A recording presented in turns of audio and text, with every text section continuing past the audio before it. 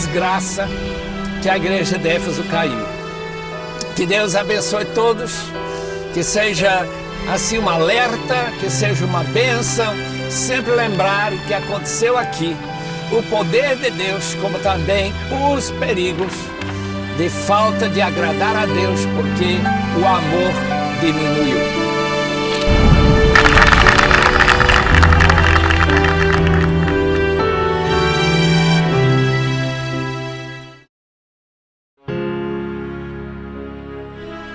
Esmirna é uma cidade da Turquia, na costa do Mar Egeu. Tem cerca de 2,54 milhões de habitantes. A cidade de 5.000 anos é uma das mais antigas da bacia do Mediterrâneo. A cidade original foi estabelecida por volta do 3º milênio a.C., quando compartilhou com Troia a cultura mais importante da Anatólia. Por volta de 1500 a.C., tinha caído na influência do Império Hitita da Anatólia Central. Segundo o historiador grego Heródoto, a cidade foi primeiro estabelecida pelos eólios, mas foi logo depois tomada pelos jônicos, que a tornaram um dos maiores centros culturais e comerciais do mundo na época.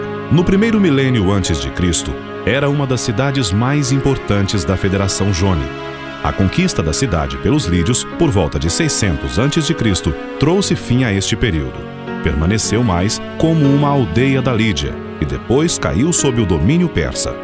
Antes do século IV a.C., uma nova cidade foi construída, nas encostas do Monte Pagos, durante o reino de Alexandre o Grande. O período romano de Esmirna, que começa antes do século I a.C., foi a sua segunda grande era. Depois, ficou conhecida como uma das 7 igrejas da Ásia, a qual o livro de Apocalipse foi enviado pelo apóstolo João.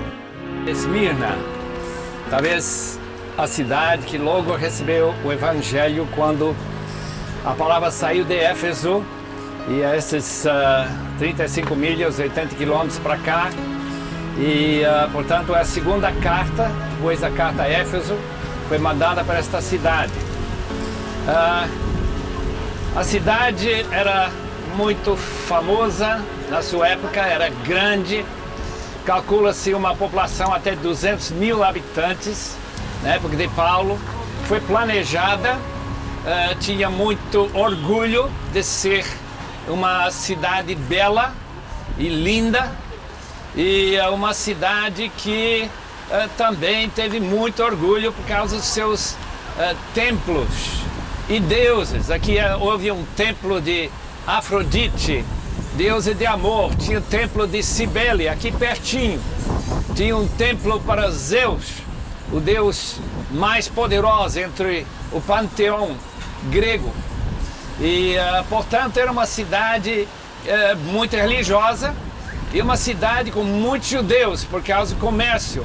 Aqui terminava uma estrada que vinha do interior, e como era aeroporto que podia ser fechado, e já viram que era bem estreito na entrada, era uma cidade fácil de proteger.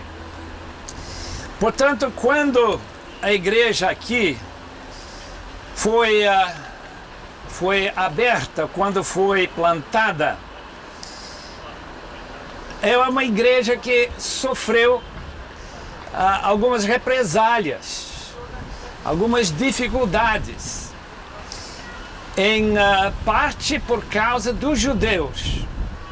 É interessante que quando foi queimado na estaca o mais famoso mártir da antiguidade, 100 anos após a fundação da igreja, no ano 156 depois de Cristo, esta cidade fizeram uma fogueira, e o famoso Policarpo, bispo que ensinava a Ásia, pelo menos essa foi a acusação, e ele foi convidado a queimar incenso para o imperador. Lembra que lá em Éfeso nós vimos que a adoração à deusa Roma, ou a adoração à imagem do imperador, que nós também vemos no livro do Apocalipse, foi uma maneira de criar lealdade. Não era tanto um ato religioso na mente do povo em comum, mas para o religioso, para o cristão, era negar o senhorio de Cristo.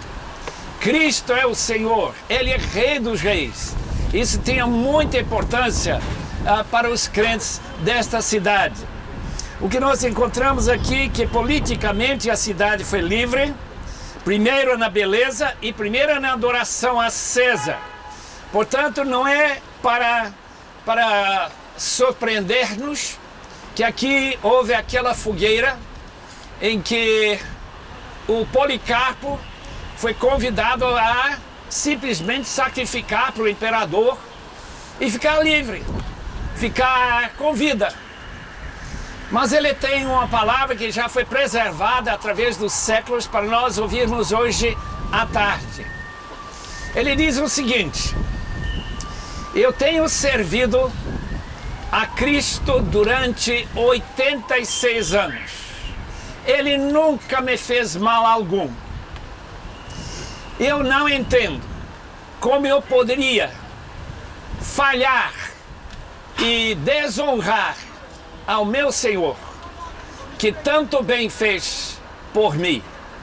E aí eles acenderam o fogo e aquele irmão foi queimado aqui, talvez neste mesmo agora, no ano 156. É interessante que se falava de que pessoas que ficavam em volta, claro, ficaram surpreendidos que um homem tão velho, 86 anos, tivesse sido queimado e que o cheiro da carne dele dava para sentir. E quem mais levou os pagãos a fazer isso foram os próprios judeus. É interessante, ao lermos esta carta agora, percebemos que até 100 anos anteriores, os judeus dessa cidade se acharam ofendidos pelos cristãos. As Bíblias abertas, capítulo 2 e versículo 8. Ao anjo da igreja de Esmirna escreva: essas são as palavras daquele que é o primeiro e o último, que morreu e tornou a viver. Conheça as suas aflições, a sua pobreza, mas você é rico. Conheça a blasfêmia dos que se dizem judeus, mas não são, sendo antes sinagoga de Satanás.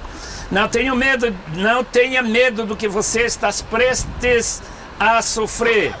O diabo lançará alguns de vocês na prisão para prová-los, e vocês sofrerão perseguição durante 10 dias.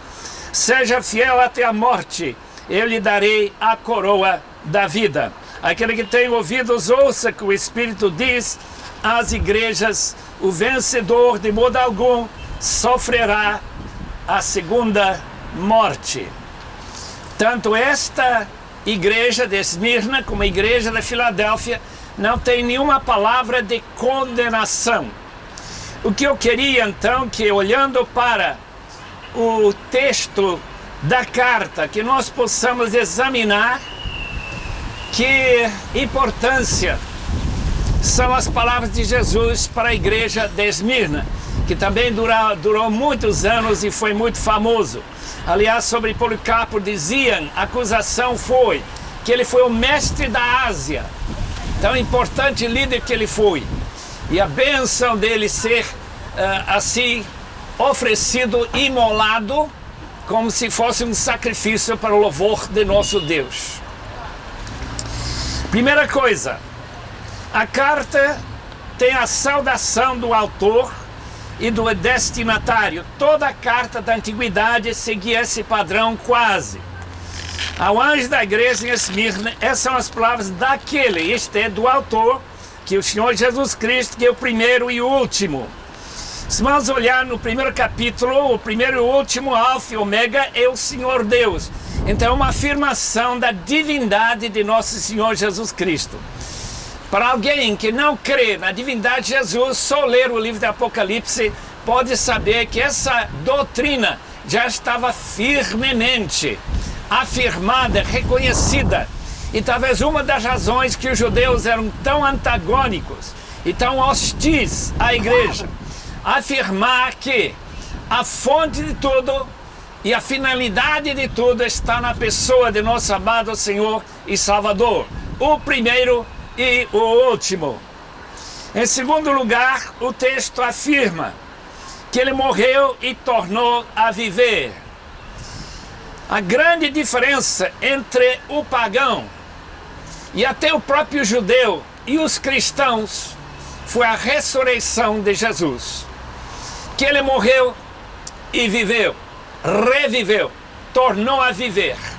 Nós já vimos no necrotério de Heliópolis, já vimos como a morte era um desespero para a antiguidade.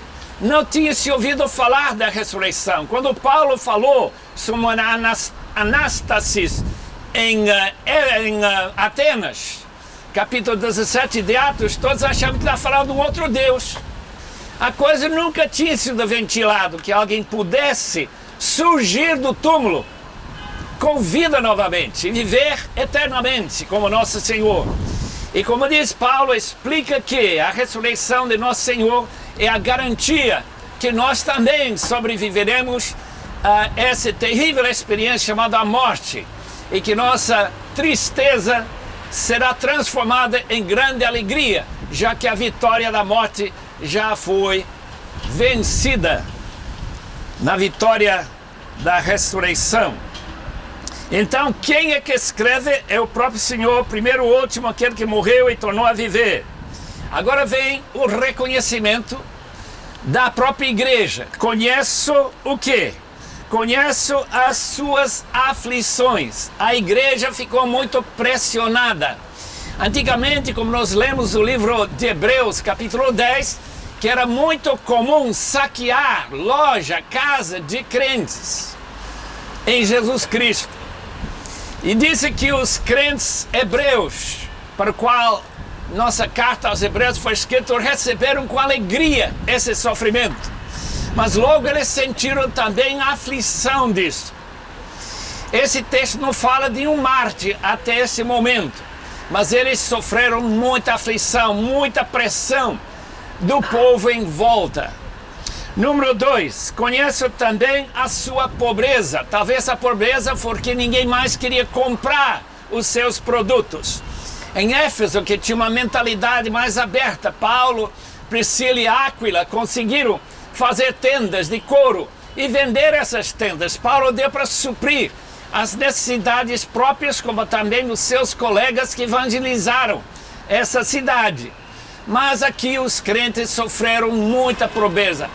O texto no original dá a impressão que era miséria mesmo que eles passaram. E eu acredito que era por causa do seu amor a Cristo.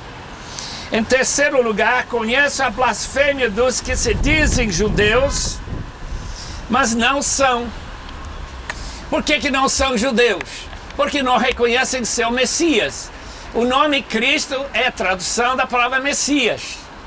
E a blasfêmia dos judeus foi o fato que eles espalharam a doutrina entre os pagãos. Eles observaram os cristãos, ouviram eles dizer: isto é meu corpo, quando celebravam a ceia. Daí surgiu a blasfêmia que os cristãos eram canibais, antropófagos, como eram seus próprios crianças. Então espalhou-se aqui em Esmirna palavras como essas, palavras de blasfêmias contra principalmente o nosso Senhor Jesus Cristo.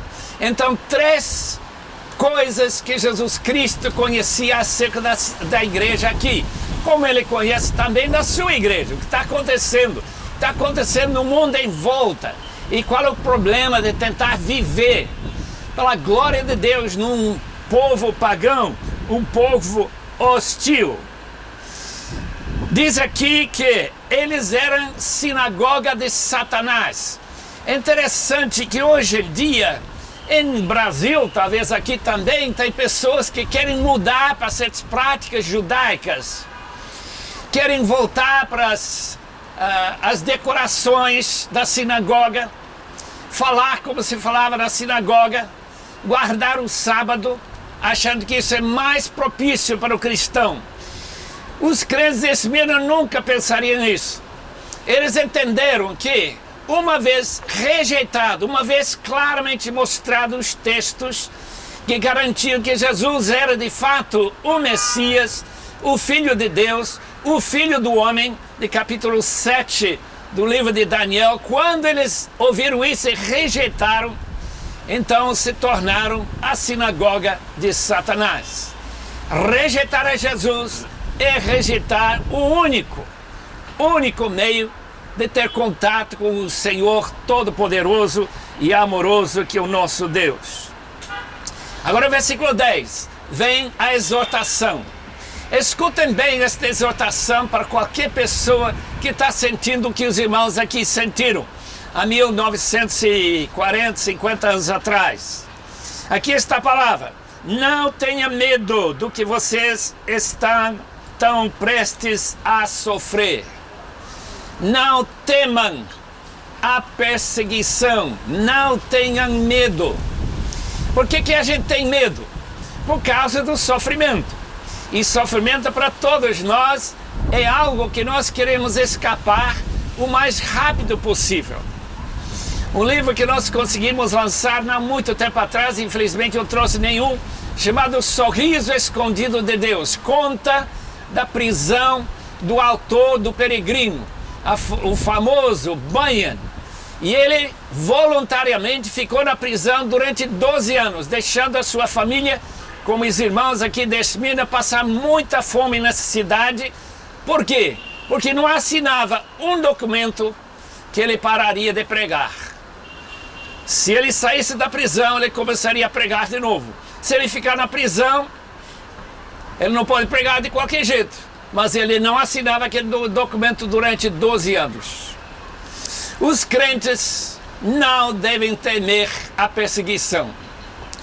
Como alguém que está sendo assaltado e o revólver está apontado para a sua cabeça, não tenho medo, porque o pior que pode fazer para mim é tirar a minha vida aqui e me fazer subir para a presença do meu Senhor. E os crentes aqui sabiam disso, eles entendiam isso. Portanto, Jesus relembra deles que eles não tenham medo. Número 2, o diabo vai de fato lançar alguns de vocês na prisão. Alguns de vós vão ser presos. Como aquele irmão nosso, que depois de ganhar mais de 500 irmãos, foi lançado na prisão em Vietnã, país comunista. E lá, com certeza, ele pregou também o evangelho, mas ele foi preso simplesmente por causa do tremendo sucesso que ele teve em levar pessoas a Cristo. O diabo lançará alguns de vocês na prisão para prová-los, e vocês sofrerão perseguição durante 10 dias. Ninguém explica para mim muito facilmente esses 10 dias. 10 dias é um período não muito longo, também não muito curto. É uma ideia assim razoável, de que a perseguição duraria e pararia, não continuará para sempre. A cidade aqui de Esmirna, então, podia olhar para aquele período que estava chegando com uma onda e que ia engolfar alguns dos líderes, seriam presos. O Policarpo finalmente seria queimado na estaca, mas não deveriam temer, o diabo já perdeu sua luta, sua batalha contra o Senhor Jesus. Aliás, o livro de Apocalipse foi escrito para dar confiança aos cristãos que receberam estas cartas e este livro todo, para que eles não temam o diabo, que como leão, na perseguição que esta mesma região passou, que Pedro escreve de Roma, que chegaria também, e que o diabo anda ao redor para ver quem tem medo, quem está fraco na fé, para ele pegar e engolir. Não é uma ideia de tentação normal como nós passamos que o texto está falando, e nem aqui. Número 3, a razão que Deus permite que o diabo jogue cristãos na prisão é para nós sermos provados. E sendo provados, somos aprovados ou desaprovados, dependendo da nossa reação. Os que negaram a Jesus, que não foram fiéis até a morte, são aqueles que depois, como Savonarola, que foi fiel até a morte, mas um outro advogado italiano durante a Reforma, chamado Pina, ele voltou para trás, negou sua fé e viveu com uma tristeza o resto da sua vida, até morrer, sempre lastimando que ele tinha perdido a alegria de conhecer o Senhor da glória, por ter assinado aquela retração da sua fé aí na Itália, só para salvar a sua vida. Seja fiel, essa é a palavra de exortação para Esmirna. Estas pedras foram fiéis. Nós vemos colunas que não quebraram, pelo menos estão em pé. E a igreja, como coluna de Jesus, baluarte da fé, para que esta cidade conheça o Deus verdadeiro através do seu Filho Jesus Cristo, tenha o privilégio de ficar firme, como estas pedras que estão aqui por tantos anos, mais de 2000 anos. Aquele que tem ouvidos, ouça o que o Espírito diz às igrejas. Por quê? Porque lá vem o grande galardão, a promessa da grinalda, da coroa. A coroa foi oferecida a quem ganhava nos Jogos Olímpicos. A coroa era dada para a pessoa que se casava, é uma maneira de mostrar festa ou festejar um momento especial na vida. E essas coroas também eram dadas aqui em Esmirna para quem oferecesse serviço à cidade. Interessante, Jesus também fala de coroa, chamada coroa da vida. Obviamente, aqueles que serão coroadas da presença de Deus, servo bom e fiel, fosse fiel no pouco, sobre muito te colocarei. Há uns anos atrás, eu estive lendo as seleções e eu encontrei uma coisa, queridos irmãos, que me muito chamou a atenção. Foi escrito por um poeta cubano que esteve na prisão numa situação semelhante à situação que Jesus Cristo previa no livro de Apocalipse, na carta a Esmirna. Eu vou ler o que Armando Valladares escreveu nas seleções de mais de 20 anos atrás, sobre sua prisão junto com um pastor chamado Gerardo, irmão da fé.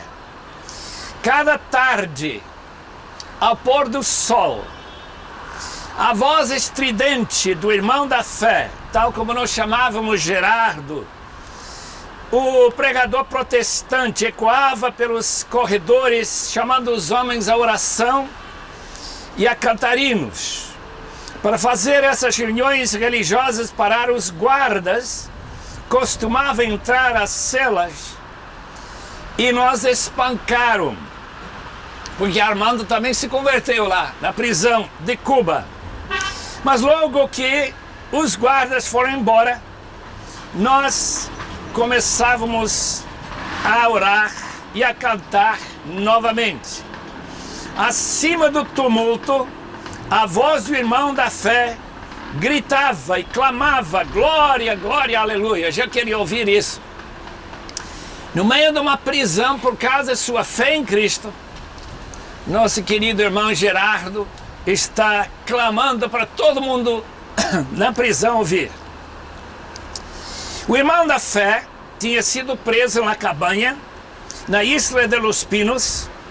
Ele foi seu mais eloquente sermão. Ele sempre nos animava, chamando-nos a reuniões de oração, lavando as roupas dos enfermos, ajudando os homens que estavam enfrentando a morte com serenidade e forças. Acima de tudo, ele nos ensinava a não odiar. A não odiar. Eu tento imaginar como aqueles crentes em 156, justamente no centenário da fundação da igreja, sentirem